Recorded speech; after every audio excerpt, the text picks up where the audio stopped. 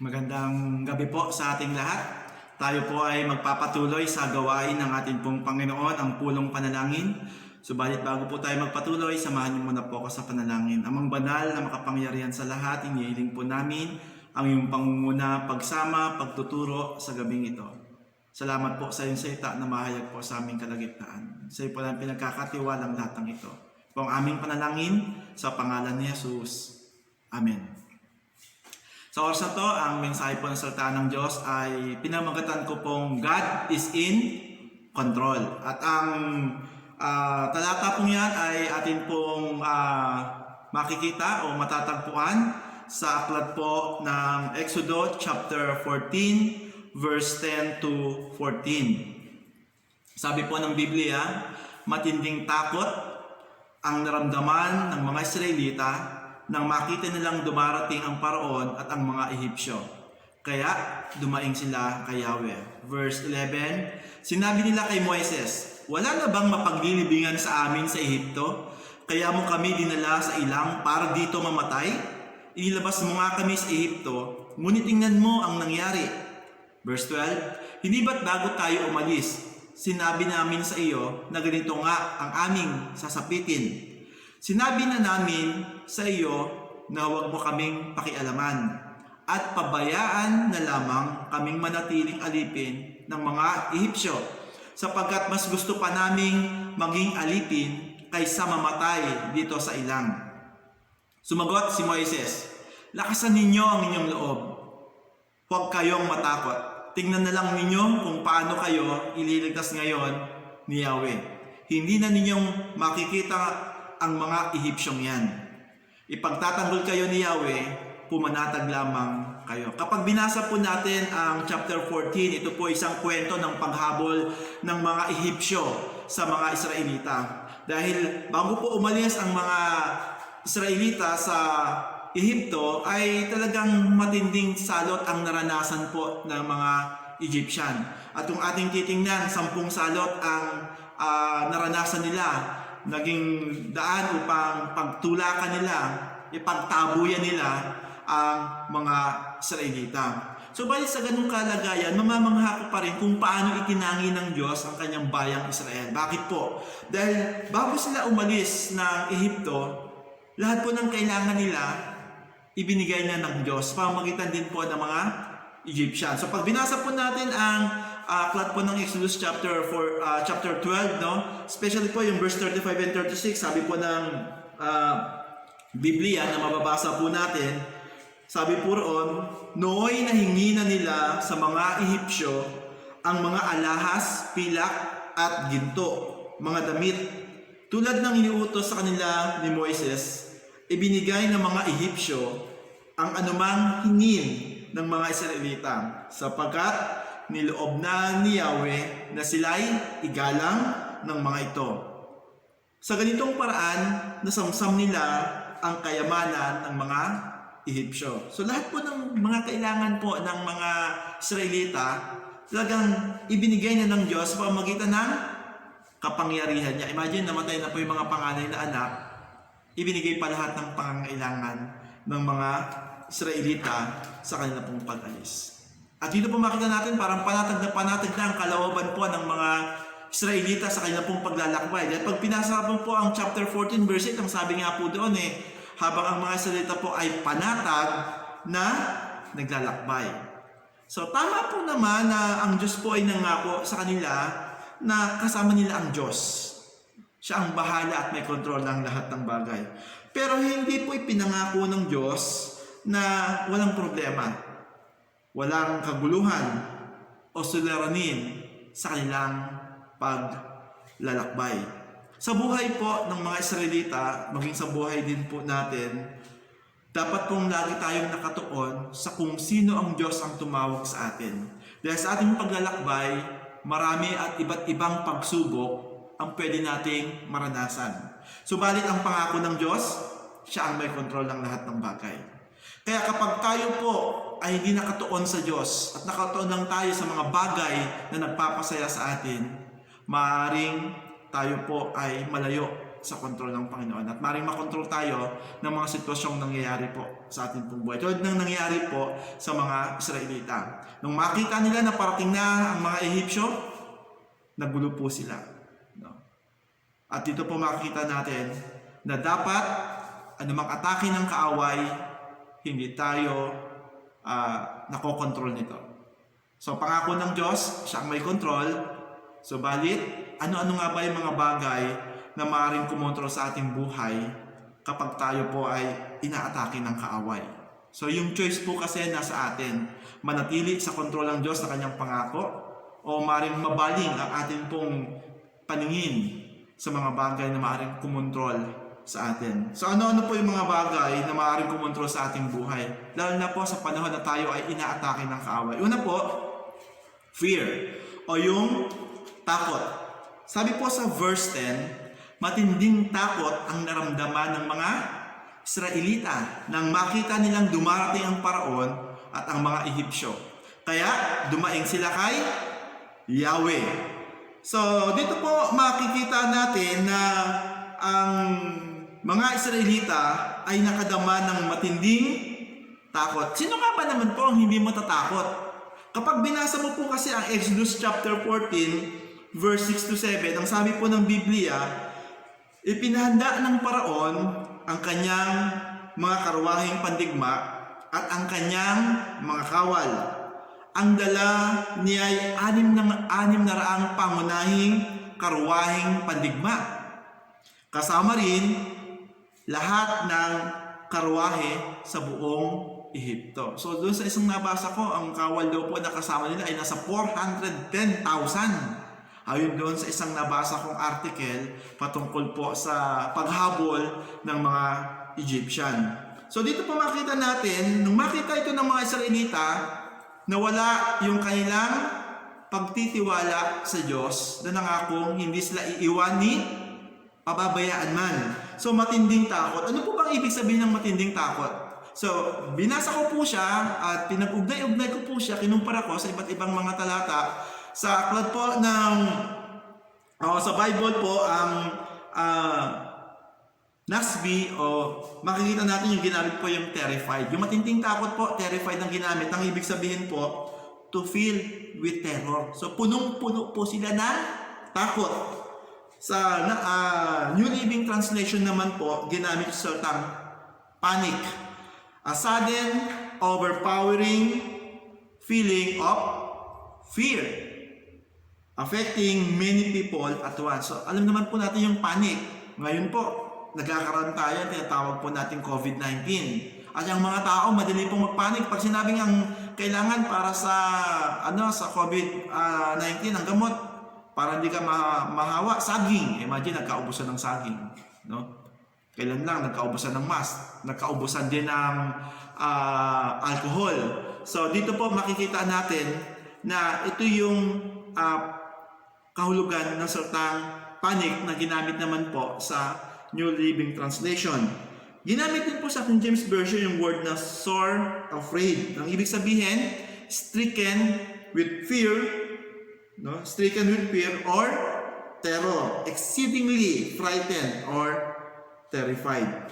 So, dito po makikita natin yung pagkakagamit ng salitang ito. Isang salita na ayaw nating maramdaman at maranasan sa ating buong buhay. Ang pagkakaroon ng isang matinding takot. Bakit po? Nung isang beses nga, tinanong ko yung aking pangalan na, anak, pa ikaw pa nakaramdam ng matinding takot? Ano ang nararanasan mo? Sabi niya sa akin, Daddy, nanginginig yung katawan mo. So, makita natin, no, apektado yung ating pong buong katauhan. Si John Hill's exposition, no, yung kanyang exposition sa word na matinding takot, ang sabi niya po roon, dahil po sa matinding takot na ito, naalala at binalikan ng mga Israelita yung kanilang kalagayan sa Ehipto bilang isang alipin. So bumalik yung tinatawag po nating spirit of slavery. Bakit po? Matagal na panahon na sila po ay naging alipin ng Ehipto. At dahil dito, kinikilala po nila o tinitingnan nila na ito pa rin yung Lord and Master nila sa mga panahon nito dahil sa tindi ng takot na kanilang nararamdaman. So dito po makikita natin, pag sinabi natin matinding takot, yung katotohanan na makikita po natin dito, kapag tayo po ay kontrolado ng matinding takot, ito ay nangangahulugan na ginagawa mong hari o master ang takot sa iyong buhay. Ulitin ko po, kapag tayo po ay labis na natatakot o matinding takot ang ating nararamdaman, ano daw po ang ibig sabihin nito? Yung katotohanan na pwedeng mangyari po o maranasan natin. Kapag ikaw ay kontrolado ng matinding takot, ito ay nangangahulugan na ginagawa mong hari o master ang takot sa iyong buhay. So ito po yung mga bagay na kumokontrol sa atin. Una, takot o matinding takot. Pangalawa, unbelief o pagdududa. Tingnan po natin yan sa talatang 11 hanggang 12.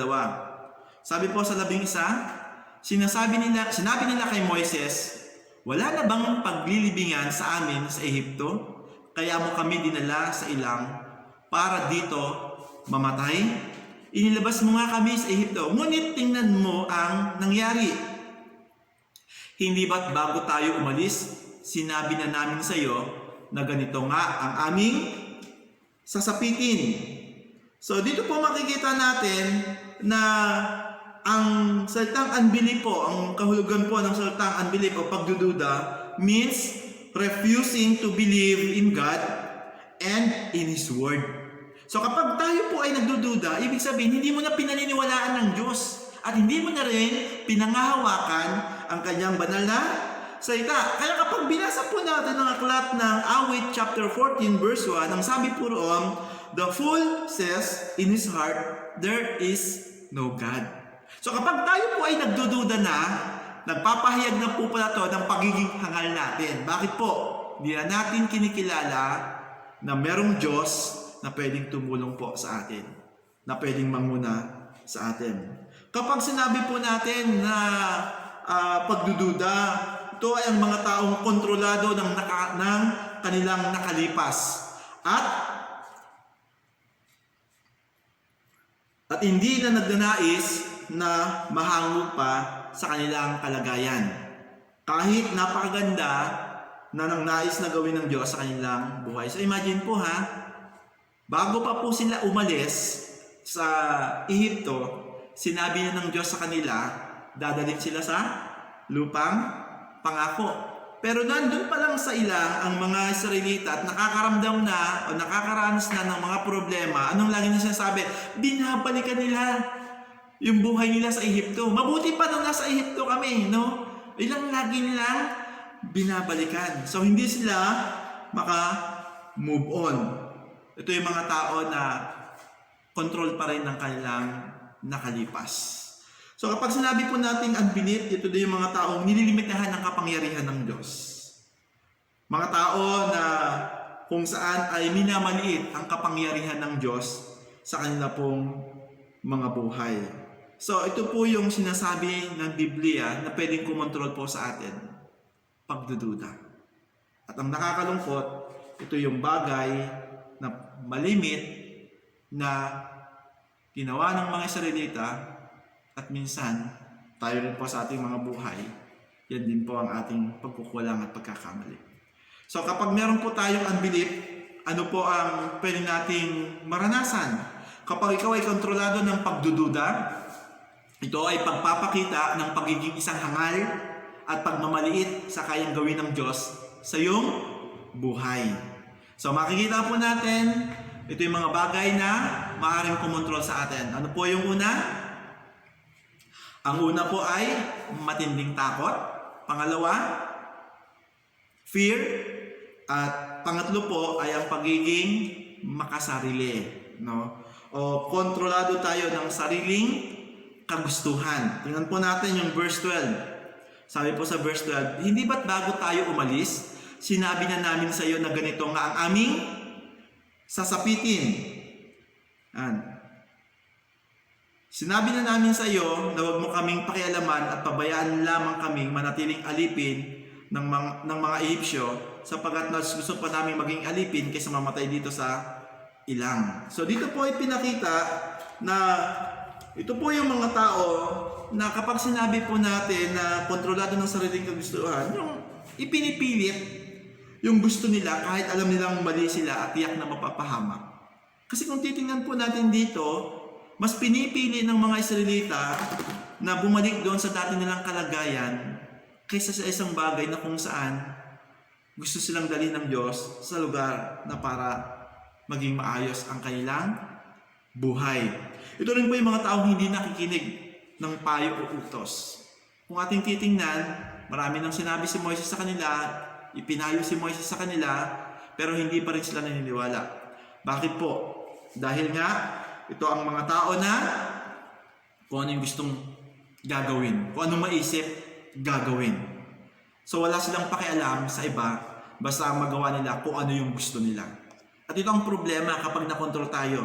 Dahil alam natin na ito ay nagpapahayag po na nagiging independent na tayo. At hindi na natin kinikilala yung pagkilos ng Diyos, pagtuturo ng Diyos, paghubog ng Diyos sa ating pong mga buhay. So dito po makita natin na kapag ikaw ay kontrolado ng sariling kagustuhan, ito ay pagpapahayag ng kawalan ng pagtitiwala sa pangunguna ng Diyos. Mga kapatid, ang Diyos ang may kontrol ng lahat ng bagay. Ang Diyos ang nakakalam ng lahat ng bagay. Ang Diyos ang nakakalam kung anong maganda para sa atin. Subalit kung tayo po ang masusunod sa ating mga sarili at hindi ang gusto ng Diyos, ito po ay pagpapakita na tayo ay nakokontrol ng ating pong sariling kagustuhan. So dahil po dito, hindi po natin nararanasan ang nais ng Diyos na maranasan natin sa piling niya. So ito po yung naranasan ng mga Israelita nung nandun po sila sa dagat Tambok. At nang makita nila yung mga Israelita na papalapit na sa kanila, instead na balikan ang pangako ng Diyos na sila'y hindi pababayaan, sila'y sasamahan at Diyos ang may kontrol ng lahat ng bagay, ano po ang ginawa nila? Nadaig po sila ng takot, ng pagdududa, at ang pangatlo po ay ang sariling kagustuhan. So ito po ang naging dahilan. So ano yung mga bagay na dapat gawin kapag may pag-atake ng kaaway? So mga bagay na dapat gawin kapag may pag-atake ang kaaway. Una, manalangin sa Diyos. No? Sabi po yan sa verse 10b, matinding takot ang naramdaman ng mga Israelita nang makita nilang dumarating ang Paraon at ang mga Ehipsyo.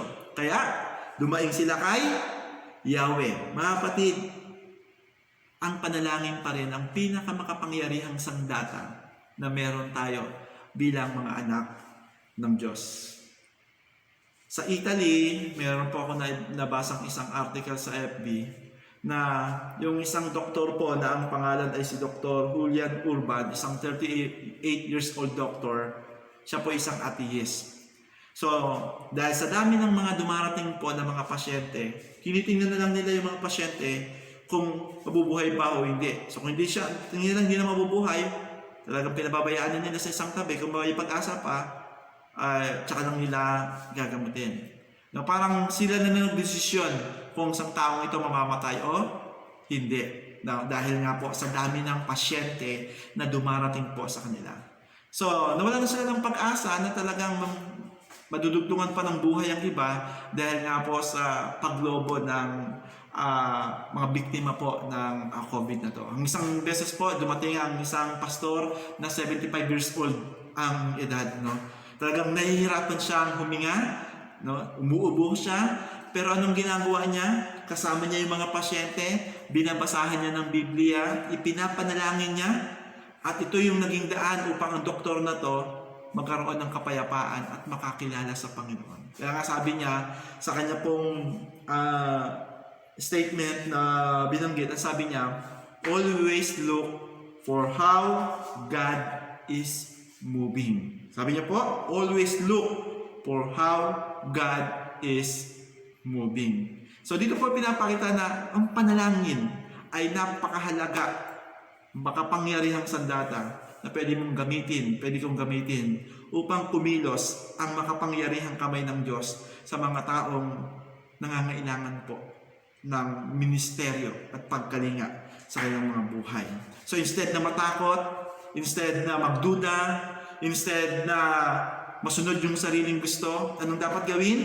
Manalangin, hingin ng gabay, hingin ng direksyon ng Diyos sa pamamagitan ng pananalangin. Pangalawa, sabi po, lakasan ang iyong loob. Sabi po sa talatang 13, sabi po dyan, lakasan ninyo ang inyong loob. Huwag kayong matakot. So dito po pinapaalala sa atin na totoo pong nakakapanghina. Kapag tayo po ay dumaranas ng mabibigat na pagsubok, dumaranas sa ganitong sitwasyon na kapag lalabas ka ng bahay mo, natatakot tayo, nangangamba tayo, na baka mamaya kapitan tayo ng virus at pag-uwi natin, naring maipasa natin sa ating mga anak. Pero sabi po ng Biblia, lakasan po natin ang ating loob. No? Gawin po natin ang lahat ng bagay. Magtiwala po tayo sa Panginoon. Huwag po tayong panghinaan ng loob. Hayaan natin ang kalakasan na yan ay magmula rin po sa ating Diyos na nagbibigay po ng kalakasan sa atin. Mga kapatid, patuloy po tayo magtiwala sa Diyos. Patuloy po ng kalakasan natin nagmumula sa Diyos. Dahil siya lamang po ang nakakapagbigay nito sa ating mga buhay. Pangatlo, huwag matatakot. Sabi po yan sa verse 13. Sumagot si Moises, lakasan ninyo ang inyong loob. Huwag kayong matatakot. So dito po ipinakita sa atin ng Biblia na huwag nating hayaan na ang takot ang kumontrol at magpatakbo ng ating buhay. Sa panahon ngayon po na nababasa natin sa FB, no, na narinig natin sa balita, napapanood sa TV, lagi na lang po patungkol sa COVID at lalagay na po ng takot sa puso natin, sa isip natin. Meron pong iba nga na halos hindi na makatulog. Pagigising sa madaling araw, iniisip nila, naku, yung lugar namin meron ng COVID. Nakakatakot, di na ako makalabas, di mo na magawa yung gusto mo dahil lagi nasa isip mo yung takot. Huwag mong hayaan na maghari ang takot. No? Kaya sinasabi sa atin, huwag tayong matakot. At nakakatuwa na 365 times na ginamit po yung salitang do not be afraid. So, ibig sabihin, sa araw-araw ng buhay natin, tayo ay natatakot. At sa araw-araw na buhay natin, sinasabihan tayo ng Diyos na kasama natin ang Panginoon. Ano pa po ay mga bagay na dapat natin gawin? Maghintay sa gagawing pagkilos ng Diyos. At yan po ay matatagpuan natin sa chapter 14 verse 13c. Sabi po ron, tingnan na lang ninyo kung paano kayo ililigtas ngayon ni Yahweh. Wala ka namang dapat gawin. Manatili ka lang sa bahay mo, manalangin ka, no, lakasan mo ang iyong loob na meron kang Diyos na kasama, no, huwag kang matakot. At ang sabi po ng Biblia, hintayin natin yung pagkilos ng Diyos. Ano po ang sabi sa awit 46 verse 1? Ang Diyos ang aking kanlungan, kublihan, handang saklolo sa panahon ng pangangailangan. Mga kapatid, hintayin po natin. Gagawa at gagawa ang Diyos, sapagkat siya ang Diyos na nangakong hindi niya tayo iwan ni pabayaan. Siya yung may control ng lahat ng bagay. And last, maniwalang ang Diyos ang makikipaglaban sa iyo. Sabi ba yun sa verse 14? Ipagtatanggol kayo ni Yahweh, pumanatag lamang kayo. So ano ang hiling sa atin? Pumanatag, pumayapa lamang po tayo. Diyos ang bahalang makipaglaban, Diyos ang bahalang magtanggol sa atin. Kaya napakahalaga po na makita natin itong mga bagay na dapat po natin gawin. Manalangin, lakasan ang ating loob, huwag matatakot, maghintay sa gagawing pagkilos ng Diyos, maniwala ang Diyos ang makikipaglaban para sa atin. Mga kapatid, yung kalaban natin hindi natin nakikita. Mas nakakatakot nga yung kalaban natin ngayon dahil hindi natin nakikita. Hindi natin alam kung nakakapit na ba siya sa loob ng katawan natin. Pero isang bagay na pinapaalala lang sa atin ng Panginoon, God is in control. So kapag may mga ganitong sitwasyon po ng pagsubok o pag-atake ng kaaway, ano pong dapat natin gawin o hindi dapat gawin? Hindi dapat tayo matakot o maghari ang takot sa ating puso. Pangalawa, hindi dapat ako makontrol ng kaguluhan na magiging simula upang hindi ako magtiwala sa Diyos. At yan po ang ginawa ng mga Israel. Mas natakot po sila sa sitwasyon nila o sa kaguluhan. At yun ang dahilan kung bakit wala po yung pagtitiwala nila sa Diyos. Pangatlo, Huwag gagawa ng sariling paraan o kagustuhan na taliwas sa kalooban ng Diyos. Hayaan natin ang Diyos ang siyang kumilos. Hayaan natin ang Diyos ang siyang makipaglaban po sa atin. So yung mga bagay na dapat po natin gawin, manalangin at humingi ng tulong sa Diyos. Mga kapatid, walang ibang pwedeng tumulong sa atin kundi ang Diyos lamang. Sapagkat siya ang Diyos na makakagawa ng mga bagay na imposible. Lakasan ang loob at huwag matatakot panghawakan ng salita ng Diyos. Maghintay sa gagawing pagkilos ng Diyos. Mga kapatid, malaki po yung sitwasyon, problemang sitwasyon na kinabibilangan natin yon o nararanasan natin ngayon ay mabigat po. Sa iba nga, parang napakalaking kaguluhan ito na ngayon lang natin naranasan sa ating pong mga buhay. Na halos isang buwan na po tayo nasa loob ng ating pong tahanan dahil sa mabigat na pagsubok na dinadaanan po ng ating bansa. Pero ang usapin lang po rito is big problems or bigger God. So dito po pinapaalala sa atin ng Biblia, ang Diyos ang may control. We have big problems, but we have a bigger God. Sino ang pipiliin mo na kumontrol ng buhay mo, ng puso mo, ng isip mo? Ang problema ba o ang Diyos? Ang malaking problema ba o ang malaking Diyos na pinaglilingkuran natin? Ang pagpili po ay nasa atin. At anuman pong sitwasyon ang nararanasan natin ngayon, huwag natin kakalimutan. God is in control. God is good all the time. And all the time, God is good. Hindi siya nagbabago. Mananatili ang Diyos natin na kasama natin. Tayo po'y manalangin, Amang banal na makapangyarihan sa lahat. Salamat po. Dahil kayo ang may kontrol ng lahat ng bagay. Hinihiling po namin ang iyong pagsama, pangunguna, pagkilos. Huwag mo pong hayaan na madaig kami ng takot, ng pagdududa, at ng sariling kagustuhan. Hayaan niyo po ng iyong naisin, kalooban, ang maghari po sa aming mga buhay. Salamat po sa iyong salita na nahayag sa aming kalagitnaan. Patuloy na mahayag ang iyong kapangyarihan. Mahayag ang iyong kalooban. Salamat po. Sa iyong mga kamay po namin pinagkakatiwala ang mga kapatid namin sa kanya-kanilang tahanan. Lord, gabayan niyo po sila. Bigyan ng kapayapaan ang kanilang puso at isipan. Lalo na po ang mga taong naglilingkod po sa aming bayan, araw at gabi. Lalo ng mga doktor, mga frontliners namin, Lord. Take control of their lives, O God. Maraming salamat po. Sa iyong papuri, pagsamba at pagluwalhati, sa pangalan ni Jesus. Amen. Amen. God bless po sa ating lahat mga kapatid. Pagpalain po tayo ng Diyos.